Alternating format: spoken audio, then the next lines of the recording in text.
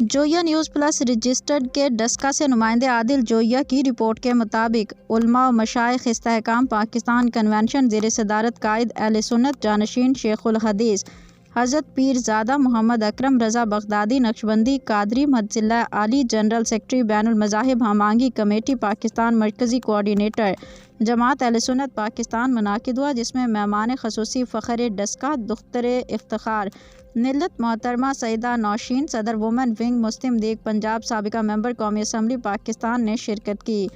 جبکہ کنونشن کی نگرانی نبیرہ محدث اعظم ڈسکا صاحبزادہ پروفیسر پیر محمد رضا نقشبندی مجددی جماعتی قادری مجلس عالی کوآرڈینیٹر صوفی کونسل ایڈوائزر گلوبل امام کونسل ڈائریکٹر جویا ہیومن ڈیولپمنٹ فاؤنڈیشن رجسٹرڈ نے کی۔ کنونشن میں سینکڑوں علماء و مشائخ نے شرکت کی۔ اس موقع پر تمام علماء کرام نے پیرزادہ محمد اکرم رضا بغدادی کی قیادت میں ایک پلیٹ فارم پر اکٹھے ہونے کا اعلان کر دیا۔ میزبان محفل نے تمام علماء کرام مشائخ عظام کا ان کی ذات پر اعتماد کرنے اور اتنی بڑی ذمہ داری عائد کیے جانے پر تہہ دل سے شکریہ ادا کرتے ہوئے کہا کہ انشاءاللہ تعالیٰ یہ ایک جان کیا لاکھوں جانیں قربان کر دیں گے، لیکن اللہ پاک کی وحدانیت، دین کی سربلندی اور نبی کریم صلی اللہ علیہ وآلہ وسلم کی ذات اقدس، شان اقدس اور ان کے گھرانے پر کسی کو ناحق کہنے کی اجازت نہ دے سکتے ہیں اور نہ ہی دیں گے۔